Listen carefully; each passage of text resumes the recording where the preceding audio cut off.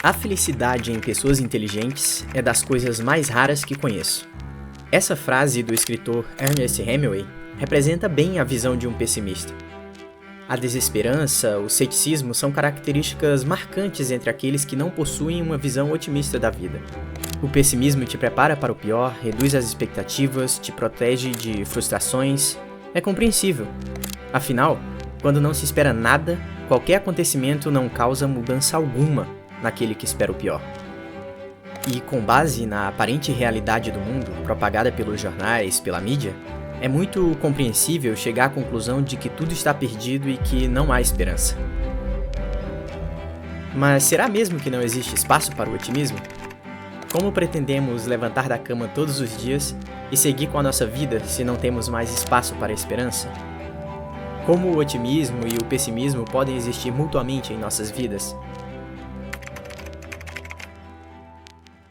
E se você for analisar ao longo da história, muitos pensadores negaram a ideia de que a vida é boa ou que ela tem algum sentido. Na verdade, eles sugeriram que a existência humana é marcada pelo sofrimento e pela tragédia. Algumas das perspectivas do pessimismo são a de que a vida não vale a pena ser vivida, o mal prevalece sobre o bem, não existir é melhor do que existir. E um desses argumentos, o de que a vida não vale a pena ser vivida, é um dos argumentos mais comuns dos pessimistas. Estar vivo é estar em uma posição ruim, segundo eles. Você não pediu para nascer, mas você nasce, sofre e depois morre. Do ponto de vista de um pessimista, a experiência de estar vivo é desagradável ao extremo.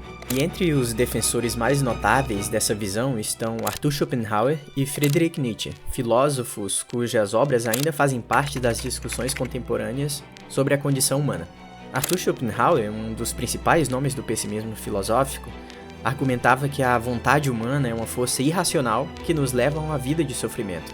Em sua principal obra, O Mundo como Vontade e Representação, Schopenhauer descreve a vontade como uma entidade cega e incessante, que nunca pode ser completamente satisfeita, resultando em constante dor e frustração. E essa perspectiva pessimista de Schopenhauer destaca a natureza insaciável da vontade humana, onde a busca incessante por prazer muitas vezes resulta em desilusão e dor. Schopenhauer dizia que essa vontade nunca fica satisfeita por muito tempo. Ela está sempre querendo mais e mais, como se fosse um monstro faminto e insaciável. E ao mesmo tempo que ela nos empolga, ela também é fonte da nossa tristeza, após a conquista daquilo que antes era só desejo. Então, o que Schopenhauer queria dizer é que essa vontade, isso de querer coisas o tempo todo, pode ser legal, mas às vezes também faz a gente se sentir meio triste. Por exemplo, quando queremos muito alguma coisa e imaginamos como será legal quando conseguirmos aquilo que tanto desejamos. E quando temos, não ficamos tão felizes quanto imaginávamos. O prazer também tem relação com isso. Muitas pessoas, para não dizer a maioria das pessoas, associam o prazer com a ideia de felicidade e bem-estar. Os pessimistas vão na contramão disso. Vários filósofos apresentam críticas ao prazer, essencialmente negando que ele acrescente algo positivo ao nosso bem-estar, além do estado neutro. Uma vertente particular da crítica ao prazer vem desde Platão, que afirmou que a maioria dos prazeres que experimentamos são formas de alívio da dor, e que os insensatos confundem o estado neutro sem dor com a felicidade. Epicuro levou essa ideia ao extremo e afirmou que o limite da grandeza dos prazeres é a remoção de tudo que pode causar dor. Então, de acordo com os epicuristas, ninguém pode estar em melhor situação do que estar livre de dor, ansiedade, angústia, se estiver no estado de tranquilidade.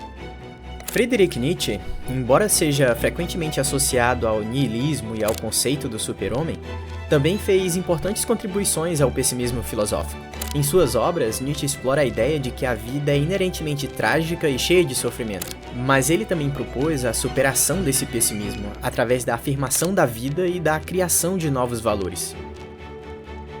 Outro pensador influente no campo do pessimismo filosófico é o romeno Émile Cioran. Suas reflexões sobre a inutilidade da existência humana e a inevitabilidade do sofrimento são profundamente perturbadoras, na verdade, mas também fascinantes. Cioran acreditava que a consciência da nossa mortalidade e das limitações que fazem parte da vida humana nos direciona a um estado constante de angústia.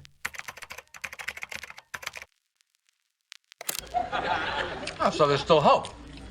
I don't want hope. Hope is killing me. My dream is to become hopeless. When you're hopeless, you don't care. And when you don't care, that indifference makes you attractive. Séries como True Detective, Breaking Bad, animações como Rick and Morty, BoJack Horseman, filmes como Clube da Luta, Taxi Driver, Blade Runner, Match Point, Ela, abordam temas e perspectivas sombrias do ser humano e da sociedade. Muitas obras literárias têm o pessimismo e a tragédia como algo que faz parte da sua narrativa. As tragédias gregas, as peças de Shakespeare, os grandes escritores russos, Machado de Assis, Clarice Lispector e muitos outros. O pessimismo, a falta de sentido na vida, estão presentes nas obras desses autores e autoras consagradas. Se pensarmos que toda criação, toda arte que alguém produz é com base em suas experiências, suas influências, podemos chegar à conclusão de que essas pessoas, esses grandes artistas, todos eles encararam ou encaram a vida com o olhar da melancolia. Eles são filhos e filhas de seu tempo. Com certeza isso também tem alguma influência sobre a visão de mundo de todos eles. Particularmente, eu já fui um pessimista de primeira categoria. Hoje sou um otimista. O meu contexto, minhas experiências, minhas leituras, o tipo de pessoa que me tornei com acontecimentos bons e ruins na minha vida, talvez tudo isso tenha influenciado a minha visão sobre a vida como um todo. Mas existe espaço para o otimismo também do ponto de vista investigativo, histórico e científico. Autores como Steven Pinker, Rutger Bregman e Matt Ridley apontam em seus livros a ideia de que nós temos muitos motivos para enxergar a vida com otimismo. Em seu livro Humanidade, uma história otimista do homem, o historiador e pesquisador Rutger Bregman defende uma ideia que não é comum no campo filosófico e histórico, a ideia de que o ser humano é, em sua maioria, bom. Ele usa exemplos históricos para corroborar seu ponto, narrando a história da humanidade pelo viés do otimismo. É um livro muito instigante e provocativo. E alguns dados podem corroborar a visão otimista dele. A diminuição da pobreza, alfabetização, saúde, todos esses indicadores melhoraram consideravelmente nos últimos 200 anos. Embora ainda haja pobreza e desigualdade no mundo, também há avanços consideráveis em muitas frentes. Vacinas ajudaram a erradicar ou curaram muitas doenças. Mais pessoas conseguiram acessar universidades, mais conseguiram ascensão social. A internet ajudou a democratizar mais o conhecimento como um todo também. Estamos muito longe de erradicar todos os problemas práticos das vidas humanas, mas não dá para negar que houve avanços. O psicólogo William James sugeriu uma equação. Felicidade é igual a expectativa sobre a realidade. O filósofo André Comte Sponville sugeriu que devemos esperar um pouco menos e amar um pouco mais. Mudar a realidade ou diminuir as expectativas? Os pessimistas sabem diminuir as expectativas. Talvez os otimistas possam aprender um pouco mais com eles nesse quesito. Por outro lado, os pessimistas também podem aprender com os otimistas. Os otimistas são ótimos em tomar atitudes. Afinal, eles acreditam que as coisas darão certo, e por isso eles arriscam, pois esperam o melhor. E todos podem se beneficiar com essas duas visões de mundo. E o mundo beneficia aqueles que se arriscam. Mesmo correndo riscos, os otimistas estão mais propensos a criar e contribuir para o desenvolvimento de novas tecnologias, por exemplo. Enquanto os pessimistas veem a vida com as lentes da dor e da desilusão, os otimistas acreditam no progresso humano e na capacidade de alcançar a felicidade e a realização. Hemingway pode até ter razão, mas talvez a felicidade em pessoas inteligentes também pode ser possível. Existem exceções.